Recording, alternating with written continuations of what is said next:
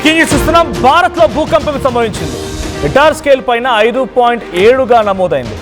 దీని కారణంగా అస్సాం, మిగిలినటువంటి అరుణాచల్ ప్రదేశ్, మేఘాలయ, సిక్కిం లాంటి ప్రాంతాల్లో కూడా భూమి కంపించింది. అయితే ఎగ్జాక్ట్గా ఈ భూకంప కేంద్రం నమోదైంది భూటాన్లో.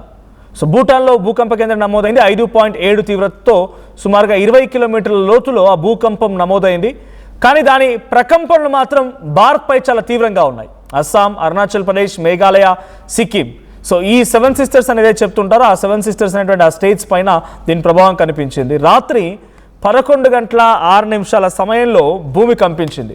కొన్ని సెకండ్ల పాటుగా ఈ భూమి కంపించింది. భూకంపం భయంతో రోడ్లపైకి జనమంతా పరుగులు తీశారు. ఇక అస్సాంకి 252 కిలోమీటర్ల దూరంలో ఈ భూకంప కేంద్రం నమోదైంది.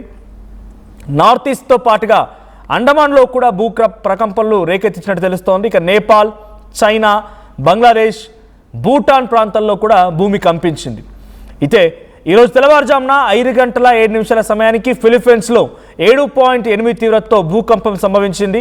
ఫిలిప్పీన్స్లో సునామీ హెచ్చరికలను కూడా జారీ చేశారు అక్కడ అధికారులు. సో అటు ఫిలిప్పీన్స్లో ఉన్నటువంటి సిచ్యువేషన్ మనం చూస్తున్నాం. రైట్ సైడ్లో విజువల్ కనబడుతోంది.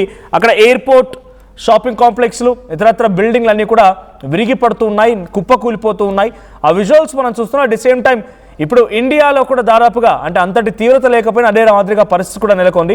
ఇక్కడ నమోదైనటువంటి తీవ్రత సుమారుగా 5.8 తీవ్రత, 5.7 తీవ్రతగా నమోదైనప్పటికీ అది భూటాన్లో భూకంప కేంద్రం ఉన్నా కూడా ఇండియాలోని 7 సిస్టర్స్ అటు సిక్కిం, మేఘాలయ, మణిపూర్, అస్సాం, అరుణాచల్ ప్రదేశ్ ఈ రాష్ట్రాలపైన పెను ప్రభావం ఉంది. ఎగ్జాక్ట్గా ఆ భూకంప కేంద్రం నమోదైంది అక్కడే.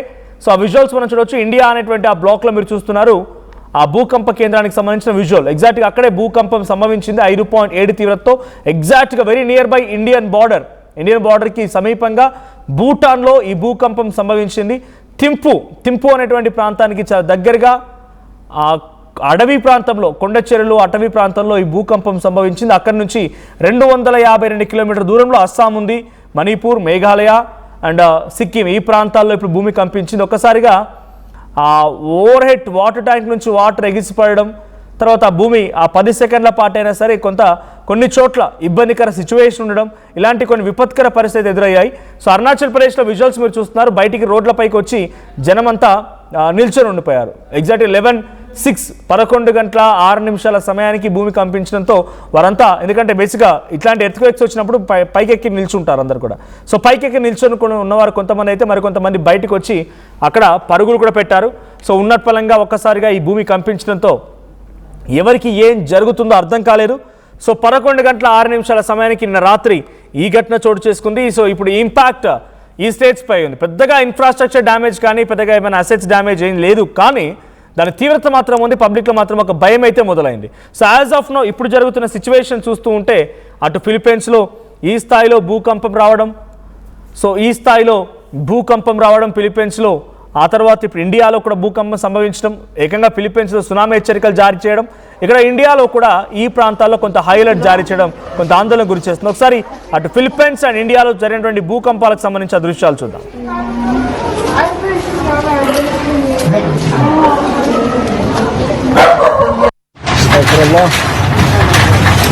Bagal ini gini guys.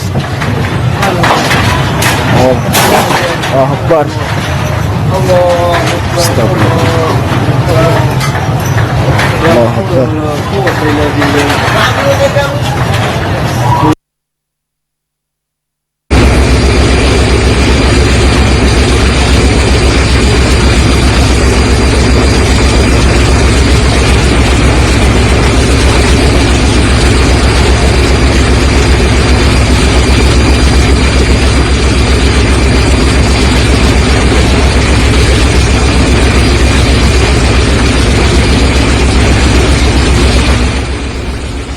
Right. So present విజువల్స్లో మనం సిచ్యువేషన్ చూస్తున్నాం. అక్కడ ఎటువంటి విపత్కర పరిస్థితి ఉంది, ఎటువంటి ఆందోళన గురి చేస్తున్నారు, అక్కడ పబ్లిక్ అంత ఎలా పానిక్ అవుతున్నారు అనేది.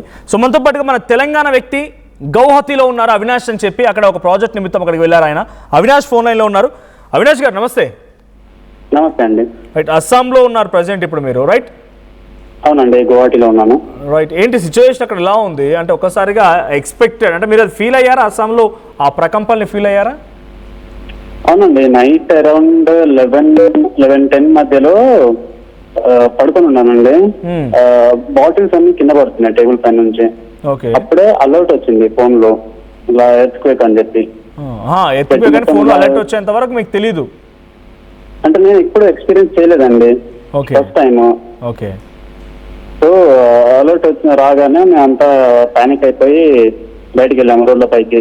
కొంతమంది జనాలు కూడా వచ్చారు, వెయిట్ చేసాము. కానీ ఒక ఫ్యూ సెకండ్స్ వరకు మాత్రమే ఉంది, తర్వాత నార్మల్ అయిపోయింది.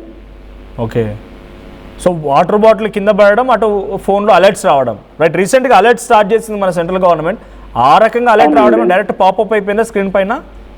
అవునండి, అలా పాపప్ అయిపోయింది, మెసేజ్ వచ్చింది. ఓకే. నేను బాటిల్ కింద పడితే నార్మల్ గా నా గాలికి పడిందేమో అనుకున్నాను. ఆ మెసేజ్ వచ్చేంత వరకు నాకు తెలియదు కానీ తర్వాత అలర్ట్ అయిపోయి బయటకు వెళ్ళిపోయాము. ఒకసారి మొత్తంగా ఊగినట్టు అయిందా అటు ఇటుగా? మీరు అది ఫీల్ అయ్యారు కాబట్టి. అవునండి, బెడ్ అండ్ టేబుల్స్, క్లాక్స్ అన్ని ఇలా వైబ్రేట్ అయినట్టు అయిందండి. ఓకే. సో అందరూ మీరు అక్కడ ఇంట్లో ఉంటున్నారా, హోటల్లో ఉంటున్నాను. ఓకే. మీరు అందరు రోడ్డు మీదకి వచ్చేస్తారు ఒకటేసారిగా? వచ్చారండి. ఓకే. చుట్టూ జనం అంతా కూడా ఒకసారి గుమిగున్నట్టుగా ఉన్నారు కదా? 9th కాబట్టి చాలా తక్కువ మంది వచ్చారు. అవునండి. ఓకే. అలర్ట్స్ ఏమైనా ఇచ్చారా అక్కడ ఆఫీసర్లు కానీ, అధికారులు, లోకల్ పోలీస్ కానీ, లోకల్ రెవెన్యూ సిస్టమ్ కానీ ఎవరైనా వచ్చి అలర్ట్స్ ఇవ్వడం కానీ, పానిక్ అవ్వకండి, ఎవ్రీథింగ్ ఈజ్ గుడ్, ఇది అయిపోయింది అన్న రకంగా అలర్ట్స్ ఏమైనా వచ్చినాయా? మళ్ళీ అనౌన్స్మెంట్స్ కానీ ఏమైనా? పోలీస్ అలర్ట్ ఏం రాలేదు కదండి. చుట్టుపక్కల వాళ్ళు, లోకల్ వాళ్ళు ఉంటారు కదా, వాళ్ళకి ఇది కామన్ అంట. రీసెంట్ గా ఏప్రిల్లో కూడా చిన్న ఇట్లా వచ్చిందంట. సో వాళ్ళు కొంచెం ధైర్యం చెప్పారు, పానిక్ ఏం అవ్వకండి అది ఇది అనుకుంటాం. ఓకే. అంటే అక్కడ పబ్లిక్ మాత్రం అది కామన్ అది? ఇక్కడ పబ్లిక్ వాళ్ళు రీసెంట్ గా కూడా వచ్చిందంటండి, ఏప్రిల్ మంత్ లో వచ్చిందంట. సో ఏం పానిక్ అవ్వకండి అని చెప్పి చెప్పారు వాళ్ళు. ఓకే. ఒక 10 seconds వరకు అలా వచ్చిందండి. ఇప్పుడు అక్కడ అంతా సేఫేనా? ఇప్పుడైతే అంతా సేఫ్ అండి. థ్యాంక్ యూ అవినాష్ గారు. సో మన తెలుగు వారు అక్కడ ప్రజెంట్ గౌహతిలో ఉన్నారు. ఆయన దాన్ని ఎక్స్పీరియన్స్ చేశానని చెప్తున్నారు. అప్రాక్స్ 11-10 ఆ మధ్య సమయంలో ఒక 10-15 సెకండ్ల పాటుగా భూమి అంతా కంపించింది, అంటే వణికింది అటు ఇటుగా. So water bottle and table పై పడిపోతుంటే అర్థం కాలేదు. సడన్గా ఫోన్ చేస్తే అలర్ట్ వచ్చింది సునామీ అని చెప్పి బయటకు వచ్చాం. ఎర్త్క్వేక్ అని అలర్ట్ వచ్చింది. ఆ ఎర్త్క్వేక్ అలర్ట్ రావడంతో రోడ్ల మీదకి వచ్చాం. చాలామంది పబ్లిక్ కూడా రోడ్ల మీదకి చేరుకున్నారు. ఆ తర్వాత లోకల్లో ఉన్న వారు కొంతమంది కూడా ఇదంతా కామన్, రెగ్యులర్గా వస్తూ ఉంటాయి, గత ఏప్రిల్లో కూడా వచ్చిందన్నట్టుగా వాళ్ళు భావించారంట. సో ఇది కొన్ని ప్రాంతాల్లో కామన్, అంటే దాని ప్రభావం ఎలా ఉంటుంది, ఎంతలా తీవ్రంగా ఉంటుంది, ఏంటి ఎలా అనేది కొంత ఆందోళనమే. కానీ రెగ్యులర్గా వస్తున్నాయి కాబట్టి వాళ్ళకి కామన్గా అయిపోయింది. అంతేందుకు తెలుగు రాష్ట్రాల్లో కూడా అంతకుముందు హైదరాబాద్లో నమోదైంది చాలా తక్కువ, 3.8 or 3.6 ఆ స్థాయిలో. ఏపీలో నమోదైంది. అండ్ తెలంగాణలోని కొన్ని ఉత్తర తెలంగాణ, కరీంనగర్, వరంగల్ ఆ ప్రాంతాల్లో కూడా నమోదైన సందర్భాలను ఆదిలాబాద్లో నమోదైంది. సో వరుసగా ఈ న్యాచురల్ కెలమిటీస్ అంటామా, దీని ఏమంటే ఎర్త్క్వేక్స్ అన్ని కూడా పెద్ద ఎత్తున భయాందోళన గురి చేస్తున్నాయి. సో భూటాన్లో నమోదైనటువంటి ఆ భూకంప కేంద్ర తీవ్రత అస్సాం, సిక్కిం, మేఘాలయ, మణిపూర్ ఈ ప్రాంతం వరకు వచ్చిందనంటే దాని ఎఫెక్ట్ ఎంతలా ఉందో అర్థం చేసుకోండి. సో వరుస భూకంపాలు, అటు ఫిలిప్పైన్స్లో వచ్చిన భూకంపం, ఇప్పుడు ఇండియాలో వచ్చిన భూకంపం, దీనికి చాలా వ్యత్యాసం. మనకు ప్రభావం ఏమి ఉండకపోవచ్చు, బట్ ఆందోళన మాత్రం గురి చేస్తున్నాయి. సో ప్రజెంట్ ఫిలిప్పైన్స్లో ఉన్నటువంటి సిచ్యువేషన్ మాత్రం 20 లక్షల పైచిలకు జనం అంతా కూడా సునామీ హెచ్చరికలు జారీ చేయడంతో వారంతా ఎవాక్యువేట్ చేసి అక్కడ నుంచి వెళ్ళిపోవాల్సిన పరిస్థితి వచ్చింది. సో మీరు విజువల్లో చూడొచ్చు ఫిలిప్పైన్స్లో సిచ్యువేషన్ ఎలా ఉంది, ఇండియాలో సిచ్యువేషన్ ఎలా ఉంది, ఏ రకంగా ఆందోళన గురి చేసే విధంగా అక్కడ భూకంపం కారణంగా ఇల్లులు లేకపోతే ఇతరత్ర సామాన్లన్నీ పడిపోవడాలు, వాహనాలు ధ్వంసం అవడాలు అవన్నీ జరుగుతున్నాయి. ఒకసారి విజువల్ చూద్దాం. సో మీరు ఎప్పుడైనా ఈ భూకంపాన్ని ఎక్స్పీరియన్స్ చేశారు? అది మన తెలుగు స్టేట్స్లో వచ్చింది కాబట్టి ఎక్కడో దగ్గర ఉన్నప్పుడు మీరు కూడా దాన్ని చూసే ఉంటారు, ఎక్స్పీరియన్స్ చేసే ఉంటారు. సో ఎలా అనిపించింది అండ్ ఎంత క్రిటికల్గా ఉంటుంది సిచ్యువేషన్ అనేది మీ ఎక్స్పీరియన్స్లో మీ అభిప్రాయాన్ని కామెంట్ చేయండి.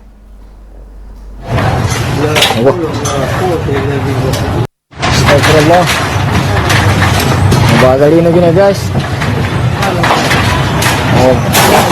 Akbar. Stop. Stop.